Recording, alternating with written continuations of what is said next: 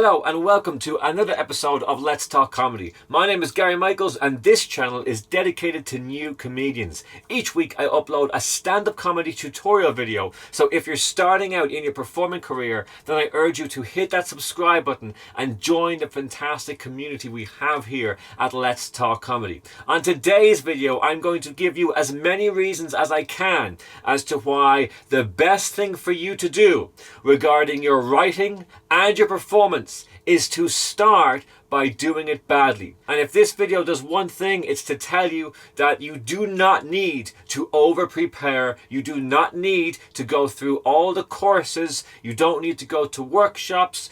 At the very beginning, before you have any experience at all, the most important thing is to dive into the deep end and, more importantly, get the first few performances out of the way. The reason people never get started in comedy with their first ever performance is because they don't think they are ready enough. They don't think they've written enough funny jokes. They don't think they've gone to enough workshops. They don't think they've asked enough people on the scene what they should do in their first time. And it's like they're always waiting to write that one perfect joke that's going to get them from their first show to setting out an arena, or they're waiting to talk to one person at a gig who's going to tell them exactly how to go about it so they never ever die on stage. Well, obviously neither of those things are true, and the more you prepare and the more workshops you go to without actually performing for the first ever time, the more you are just delaying the inevitable. Everybody's going to have a bad time on stage, but that might not be your very first time. And if you follow the few steps I have within this video, as well as the entire message, which is just to get your ass on the stage, well then add them all up and I guarantee you, you will not have as bad as a time as your nightmare scenario is convincing you will play out. Another thing you have to do, and it will help out your career, and it doesn't really matter if you do it badly or if you are an expert at it, you've got to smash that like button. Let me know you're out there. It helps YouTube put more eyes in front of these videos if you hit that like button. And as always, drop into the comment section and let me know any question you have on comedy, performance or writing or career progression, and I will do my best to make an entire video on your question and help you out. Until then, smash the like button. Let's get back to the video. So I'm going to start by giving you a quick example, and this is to even further my point by trying to prove to you that your lack of experience at the very beginning is going to help you out, rather than if you spent more time perfecting the skill that might even stand against you when you go and perform for the first ever time. So here's a little example I have come up with. Now, it's very easy to take a skill that is a physical skill that you can actually see. So just for the example, I'm going to use jugglers because it's easy to imagine and it's probably going to annoy you. And if we can do both those things, brilliant. If you took two jugglers and one of them decided that as soon as they learnt the 3-ball basic cascade, that they were going to go out in front of any audience that would look at them and start performing straight away, even though all they know how to do is a very basic pattern. Then you take the other juggler who decided not to go and perform in front of a crowd as soon as they had something down. Instead, they were going to dedicate a long period of time to perfecting a much higher degree of skill. So maybe they'll get to juggle 7 balls. Well, if you take that performer who has decided to sacrifice performing early instead to learn how to do something with high skill level like juggling 7 balls, and then all of a sudden you put them in front of a crowd, they have not grown as a performer in the period of time while they are growing in their physical skill. And for a comedian, that would be while you are growing as a writer. So the 7-ball juggler gets up in front of an audience and immediately starts doing all the high skill tricks that they've learned. thinking that just by doing high skill tricks will win over the audience. And as we all know, anyone who's been on stage, that is not the case. We need time to get the focus on us first of all. Then we need time to prove that we can build the energy up or else drop it depending on what's needed. We need time for the audience to be won over by us, to buy into what we're about. If you went straight out there and started doing the most advanced thing you know how to do, you're immediately going to lose everybody, because it sends a message to your audience that I don't care if you're watching or not. It's up to you to keep up with me. And then you go and do whatever it is you're doing, and everyone's like, well, you haven't given us time to warm up yet. Now you take the performer who decided to start performing as soon as they learned the first basic trick. Well, that performer, granted, hopefully, is going to continue to improve as the juggler, but also, more importantly, is going to continue to improve as the performer. So both parts of his performance are improving at the same speed, and they can both help each other out. He then knows, after a period of time, what tricks the people are responding to best, so he goes down that road more. It's the exact same for stand-up comedy. I just use juggling because it's easy to imagine it. But with comedy, obviously you don't walk out on stage and immediately go into a big long piece of information with not much punchlines and hoping and nearly expecting the audience just to get on board straight away and listen to every single thing you have to say without just doing the basics, which is your introduction, a few quick punch jokes at the very top of the show, and then maybe opening up dialogue with the audience. Now, of course, you might not even know how to do those things at the beginning, and that's still fine. You can be honest with the audience about your lack of experience, and I would say that is what you should do. If you've never ever performed before, and you've never given a speech in front of any group of people, and you are at an open mic and you get up on stage, one of the first things you should be honest about is the fact that you are new to this. It's your first time. People in attendance love to hear it. The chances are there's going to be a few people watching the show who also want to perform in the future, and they've just come to that show that night just to suss out the level of quality on stage and see if they would like to one day give it a go at that venue. So by you going up there and being honest about it and letting the audience know that it's your first time, they might be motivated in the future to get up and give it a go based on your performance, even if it's good or not, because, well, if you're doing it, they'll probably do it as well. And another reason to be honest about your lack of experience is it is always met with support.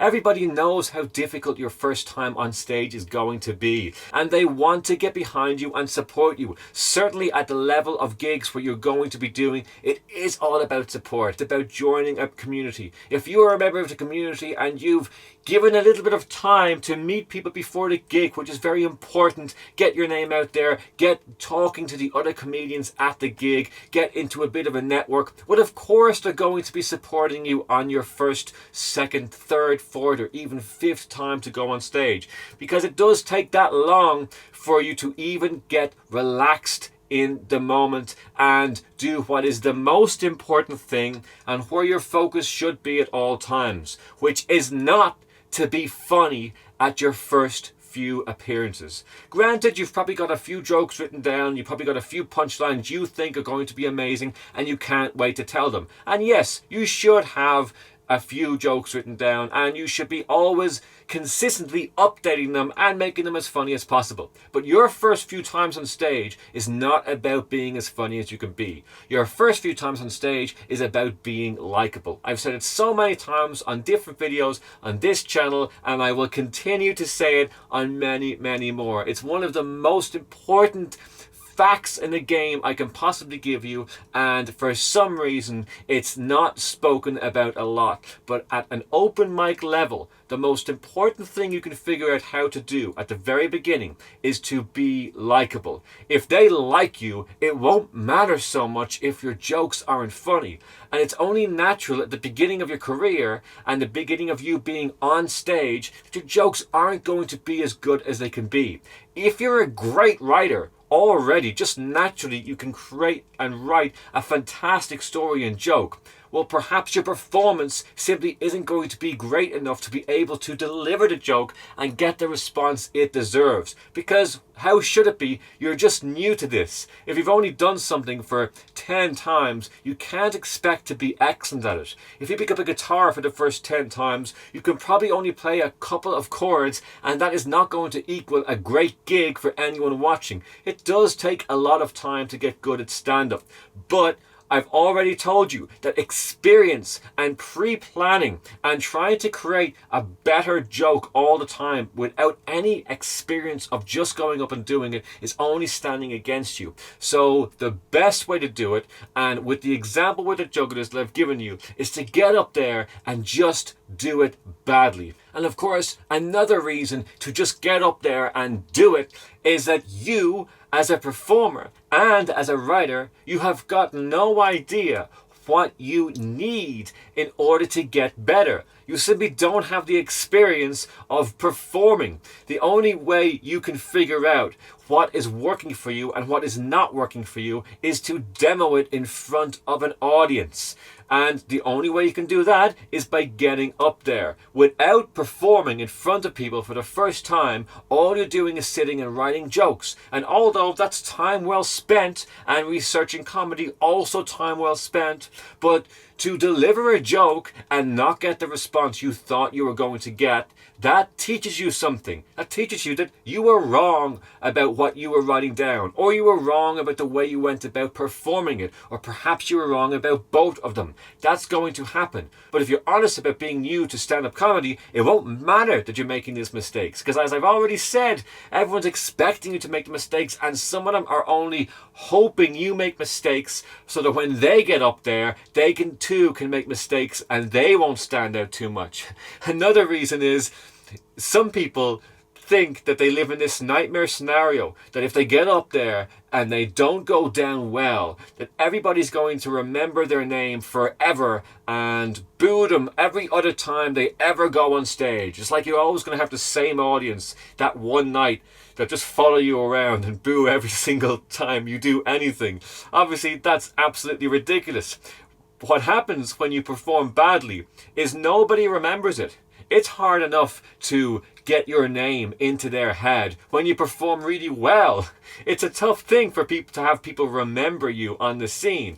So don't be afraid that you are going to stink up the room and be forever remembered as that one person who did the bad set one time, because at every single comedy gig that's ever happened, there's always been someone who got off stage and technically performed worse than everyone else on that bill. Even if they didn't stink up the room, they still performed worse and gave the MC of the night a slightly harder time than some of the other acts. But that's what the MC's job is. The MC knows full well that some sets are going to be great, some sets are going to be bad. And if the MC is worth anything at all, they will be happy to go on stage and have to build the energy back up in the room, or else bring the energy down, depending on where it needs to be. That's their job. That's why an MC exists, to give the acts reason and room to try out new things and to be who they want to be on stage. And if it doesn't work, the MC's responsibility is to pick the room back up and get the focus back on the next act, who then can come on and do whatever they want to do and stink up the room again. And of course, another point I will make is this: you are never going to be as bad as your nightmare scenario in your own head is. Even if you get up there on your first or second time and nobody laughs at the entire set you do, you get off and you're probably going to have a few people come up to you telling you you did a good job. So just because they laugh, it doesn't mean they don't think you're humorous and funny. It's just you're not connecting the punchlines in a way that they didn't see coming, or maybe the performance is lacking. Yet again, as I've already said, all of those things can be let slide at the beginning of your career. So really what I'm trying to say here is take full advantage of the fact that you get to go up there and not do it correctly, because you have all the right in the world not to know how it's done. And you can create your own reasons to why things work. If you do a joke and it gets a laugh and you didn't think it was going to be even a better joke in your set than it is, well, now you know something. Now you know that style of writing, what you didn't think was going to be that strong, was very strong. So you're already learning something new about yourself that you didn't think before. And that's what stand-up comedy is all about. It's a communication from the performer to the audience, and the audience to the performer. You're watching them. You're listening to them if they're laughing or not. You're looking at who's smiling. You're looking at who's not smiling, who's open up to performance, who's not. And then later on in your career, when you gain more experience, you're going to be able to spread the energy from the people who are enjoying it to the people who are not enjoying it.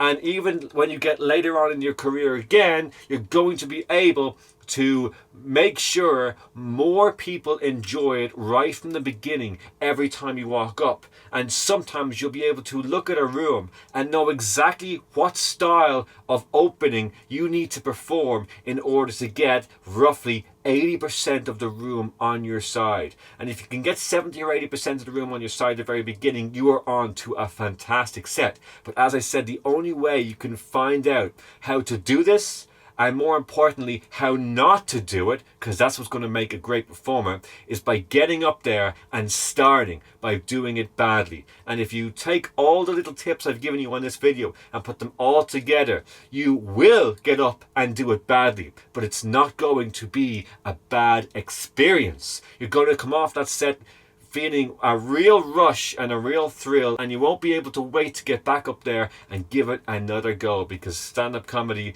once you do it one time, it does get addictive. And I will say this, if you got off a bad gig and you want to get back up there, you are going to make a great comedian in the future. But importantly, look at your audience, listen to their reaction to your jokes, look back at your performance, record all your gigs, really study every gig, how it happened, what worked for you, and do more of it. What did not work for you, if you want to try it one more time, do, but be able to throw away some of those things that are not working for you. Go in the direction that makes you happy, makes your audience happy, and if you can meet somewhere along the middle of those two things, you're going to be not only a performer that's going to progress really, really fast, but you're going to be really happy with the kind of material you're putting out there. And it all starts from getting up and doing it badly. So as always, a massive thanks for watching this crazy rant of a video,